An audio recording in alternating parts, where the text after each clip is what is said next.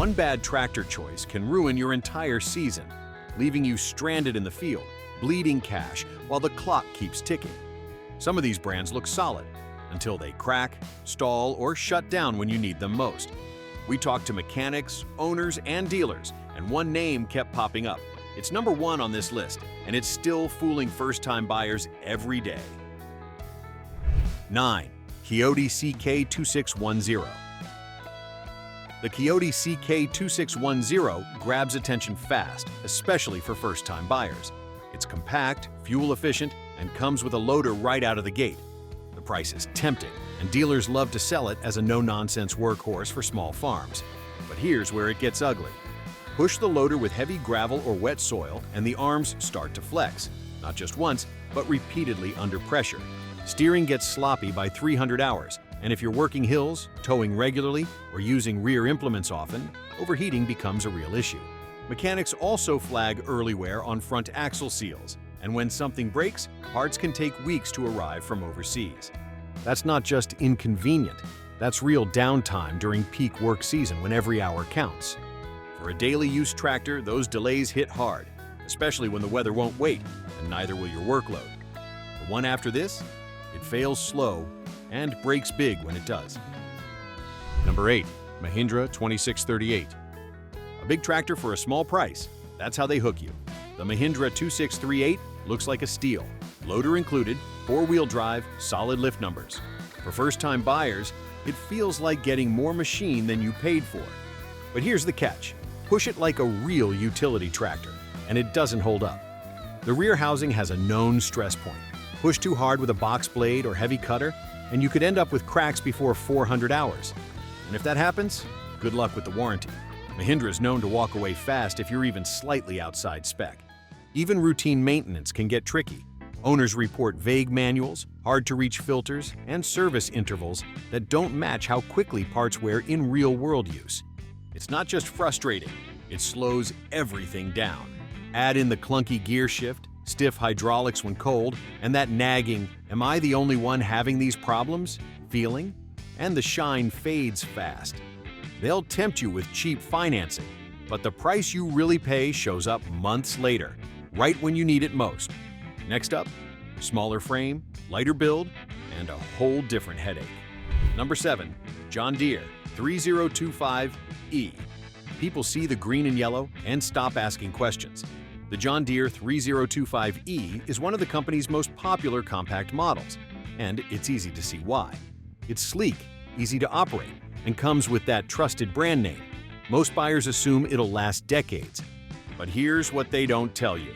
This isn't the old-school steel-frame Deere your grandfather ran. Under the hood, it's built light, almost too light. The transmission is known to strain when towing anything above spec, and the hydraulic pump runs hot under constant loader use.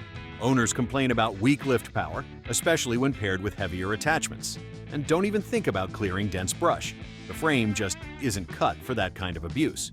Plus, the price? You're mostly paying for the logo. It costs more than competitors with stronger guts and fewer plastic panels. The 3025E is fine for lawn work or light chores. But real farm jobs? You'll feel that regret fast. But if you think compact means reliable, wait till you see what's going wrong on the next one. Learning something? Subscribe. This next one's on every auction lot. Number 6. Yanmar SA325. Yanmar's been around forever. Solid brand, known for reliable diesel engines, and the SA325 sounds like a smart buy. It's compact, well-equipped, and dealerships love pitching it as the perfect step-up for folks moving beyond a basic lawn tractor. But here's where it gets crazy. First off, it runs hot. And not just a little. We're talking boil-over hot doing basic loader work. Not even hauling heavy, just routine jobs that shouldn't stress any modern machine. Owners report overheating as early as 200 hours, turning routine work into a risk. Then there's the Regan system. Super touchy. It'll kick in mid-task with barely a warning, stall you out, and now you're just sitting there, waiting for the computer to let you work again. Mechanics also point out the front end's too light when the bucket's full. If you're not running solid ballast in the back, it feels twitchy, especially on hills or tight turns. It's got the name. But when it comes to real work, the SA325 just doesn't deliver. Think that's bad? The next one has a rep for never dying, until the day it really does, and takes your budget with it. Mark 5, Branson 4520R. On paper, the Branson 4520R looks like a hidden gem. It's got that rugged, boxy build that screams no nonsense. And the 4-cylinder diesel under the hood delivers solid torque for its size. You look at it and think, yep, this thing can haul, dig, and tow all day. But here's the kicker. For all its muscle, the 4520R has a serious weak spot. The transmission case is known to crack under pressure, especially if you're using a loader or pulling uphill with weight on the drawbar. Some owners report the rear axle housing flexing during heavy use. And once that structure gives out, you're not just replacing a part, you're likely replacing the whole transmission. That's not a cheap fix. To make things worse, Branson's been through a shuffle in ownership recently, which has thrown a wrench into parts availability and dealer support. Even tracking down accurate service manuals has turned into a scavenger hunt online. Now, if you're just mowing or doing light chores, it might be fine. But if you bought it to work hard every day, to really earn its keep, you're rolling the dice every time you put it under load. Now, let's head to a model that promises versatility in small spaces, but delivers headaches where precision matters most. Number 4. Mahindra 1626. The Mahindra 1626 shows up in a lot of YouTube best of lists. It's advertised as the heaviest compact in its class, and that alone draws buyers in. Heavier means stronger, right? Here's where it flips on you. That extra weight doesn't just anchor the tractor, it burns through front tires faster, chews up loader bushings, and puts strain on a drivetrain that wasn't built for brute force. And when things start to wear out, you're paying for it. A new set of front tires? That's $400 easy. Loader repair and bushing replacements? You're staring at a $1,000 to $1,500 shop bill, depending on how deep the damage goes. It gets worse. Mahindra's dealer network is patchy in a lot of rural areas, and parts delays are a constant headache. Some owners report waiting weeks for hydrostatic transmission components, especially after breakdowns on steep terrain or during summer towing jobs. And that's before you factor in labor. If you're babying it, sure, it'll last. But try pushing it like a Kubota or Deere, and you might find yourself parked staring at a $2,000+ repair ticket with nothing but silence from your local dealer. If you think that one's bad, wait till you hear what this machine hides under the hood. 3. Branson 2515H. This one looks like it means business. Cast iron frame, heavy-duty loader, solid lift capacity, and a price that undercuts the big names by a few grand. For mid-sized landowners who want something sturdy without paying Kubota prices, the Branson 2515H seems like a pretty good deal. But here's where it goes sideways. And I mean literally. The thing is just too heavy for its own good. That cast iron frame is great for brute strength, sure. But when you're driving across soft or uneven ground, not so much. Owners have shared stories of spinning out, getting stuck in wet fields, or leaving ruts deep enough to lose a boot in. And it's not just about the ground. The turning radius is rough. It handles like a tank in tight spots, especially near trees or barn lines. If you buy this, be ready for mud and tight spots with extra ballast or traction aids. Then there's the support. Dealer coverage is thin, parts usually need to be imported, and the warranty service? Spotty at best. Some folks have had their tractors parked for weeks just waiting on basic parts. Bottom line, it's rugged, yes. But nimble and easy to own? Not so much.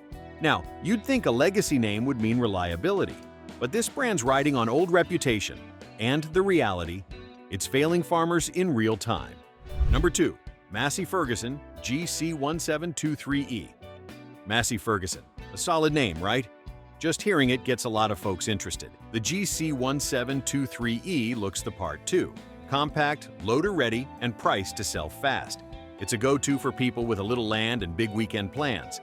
But here's the thing, the hydrostatic transmission? It's louder than you'd expect, slows down quickly, and can't handle real hard work. Some owners have had theirs quit before hitting 500 hours, which is a major headache.